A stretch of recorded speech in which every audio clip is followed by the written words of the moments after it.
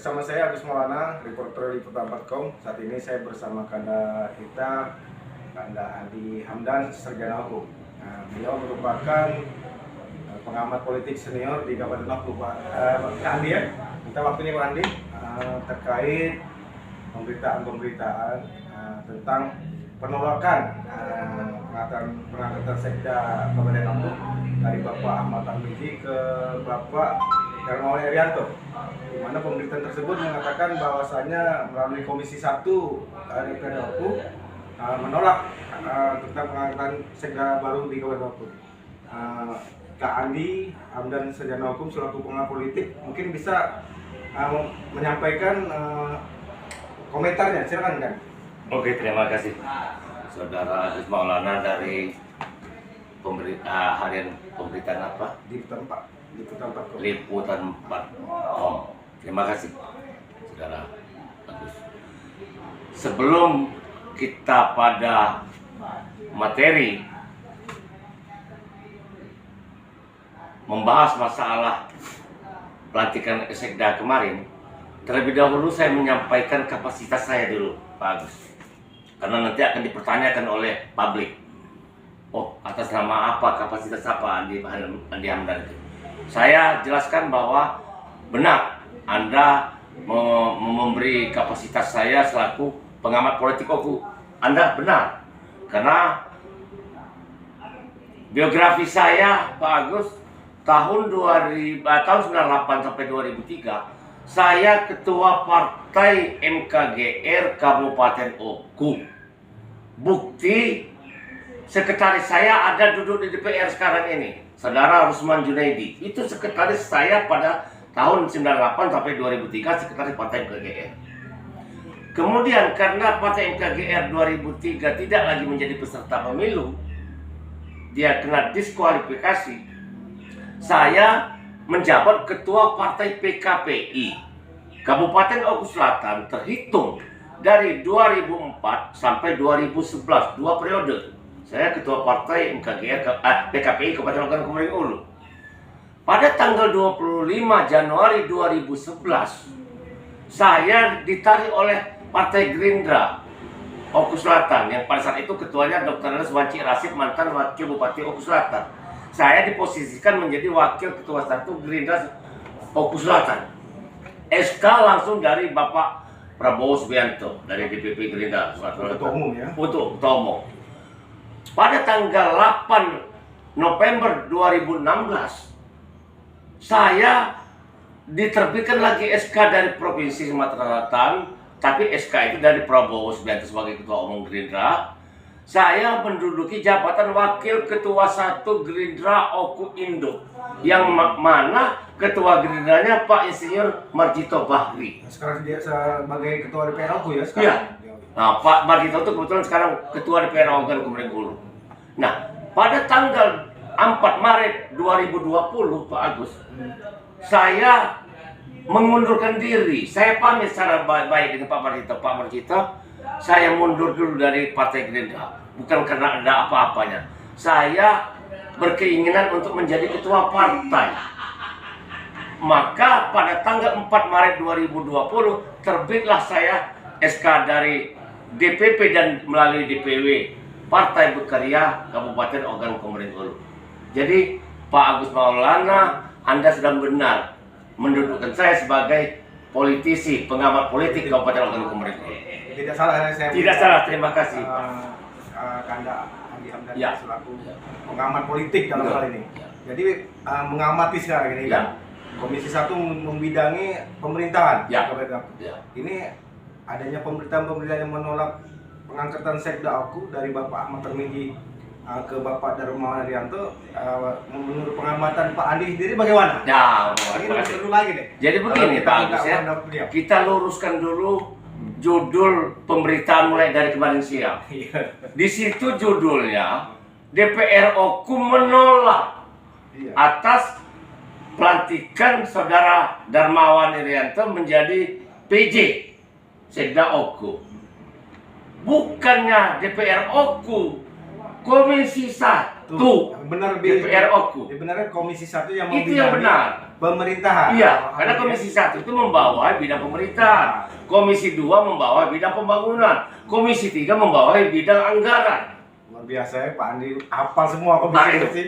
Jadi sudah benar. Iya. Tupoksinya Komisi 1 itu mitra kerjanya pemerintahan memanggil pihak dari Badan Kepegawaian Daerah yang pada prinsipnya kemarin yang hadir itu ya, ada sekretaris BKD. Itu sudah benar, tapi judulnya bukan anggota DPR Oku, tapi Komisi 1 DPR Oku. Apalagi dengan judul DPR Oku menolak, itu lebih salah lagi ya. Wah, itu terlalu keras itu. Karena itu DPRD Oku itu kelembagaan Pak Agus. Oh, itu ya. Iya, makanya yang di Kabupaten Oku ini diduduki oleh 35 anggota DPR dan ada 3 unsur pimpinan. Ya, Jadi kalaupun mau mengeluarkan statement menolak, ya itu harus sudah dibicarakan dulu di rapat ya. Di rapat. Biar apa istilah bahasanya itu korum. Korum harus dikorumkan dulu anggota DPR 2/3 dari jumlah 35. Kemudian mengambil keputusan apa yang mau kita keluarkan, surat resmi ataupun statement resmi harus 50% persatu. Harus melalui alur prosedur.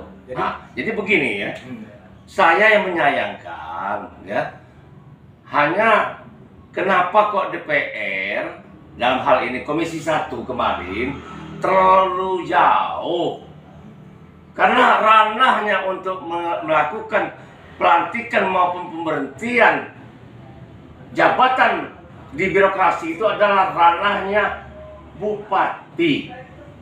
Ya, kita garis bawahi ranahnya bupati. Apalagi saudara Darmawan Irianto ini baru ditunjuk PJ. Belum sekda penitip Pak Agus. Baru PJ ya? Baru PJ. Besok lusa bisa diganti oleh PJ Bupati Oku. Nah, karena adalah syarat untuk menduduki jabatan sekda penitip itu ya, Bupati, katakanlah PJ Bupati mengusulkan 3 nama. Ya, 3 nama untuk diusulkan ke provinsi.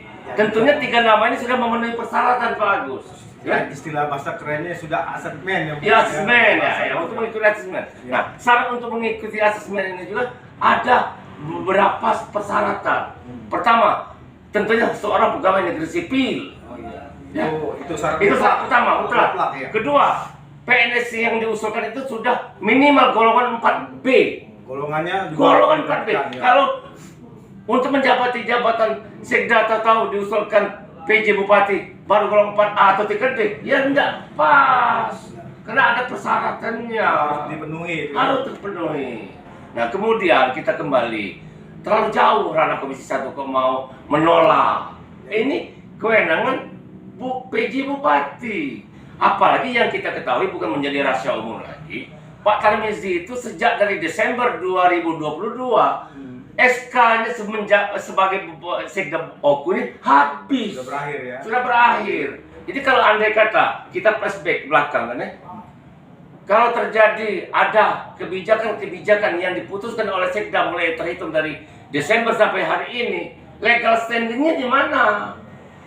Karena beliau sudah habis masa jabatan. Makanya mungkin di pemikiran bupati itu segera kita menunjuk PJ sekda supaya tidak menyalahi legal standing itu.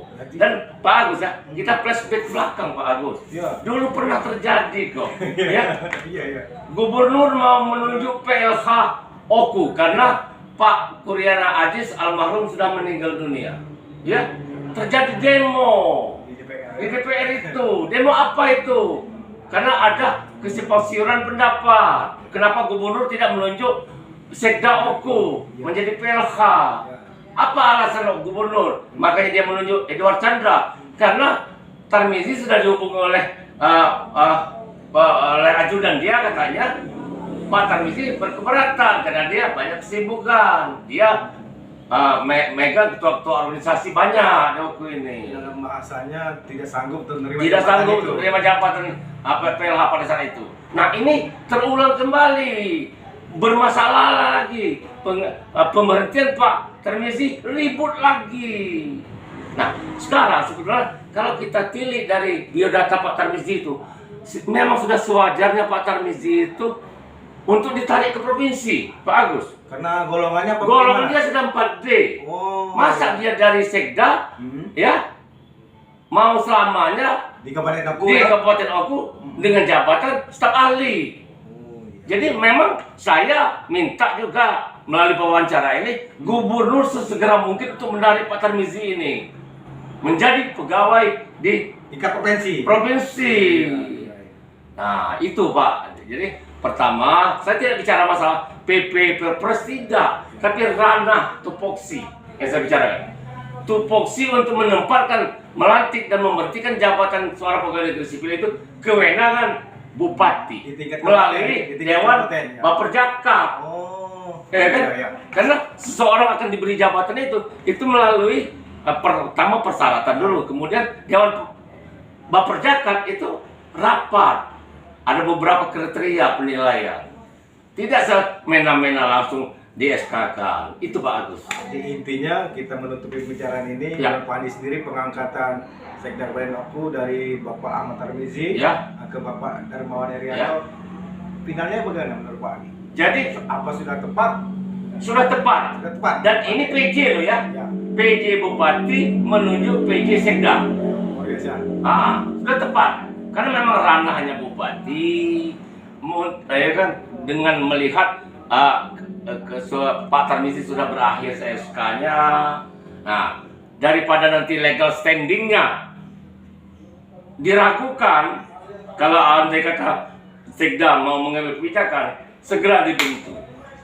Karena kita ini sudah sama-sama mengetahui bahwa PJ Bupati ada, Wakil Bupati tidak ada. Otomatis kalau andai kata PJ Bupati berhalangan, ada dinas luar, otomatis PJ Bupati menunjuk PJ Sekda untuk selaku Bupati Oku ini, PJ Bupati Oku. Saya kira itu Pak Agus.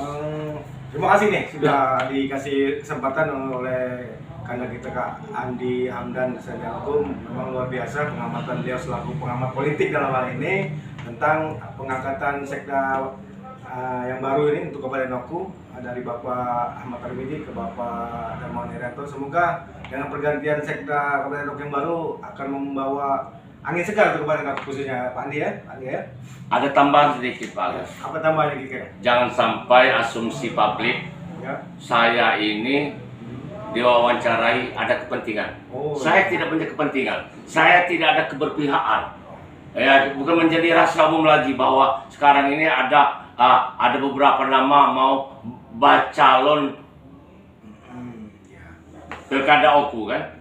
Tapi saya tidak ada. Saya tidak berpihak ke Pak Marjito, saya tidak berpihak ke Pak Yudi. Saya fokus Di tengah-tengah ya. tengah-tengah. Dan saya sekarang kapasitas saya pengamat politik loh ya Pak Agus ya. Ya, tidak ada keberpihakan. Terima kasih. Demikianlah wawancara saya santai bersama Kak Andi Hamdan Sarjana Hukum selaku pengamat politik senior di Kabupaten Oku. Bersama saya Agus Maulana dan Kak Andi Hamdan. Wassalam.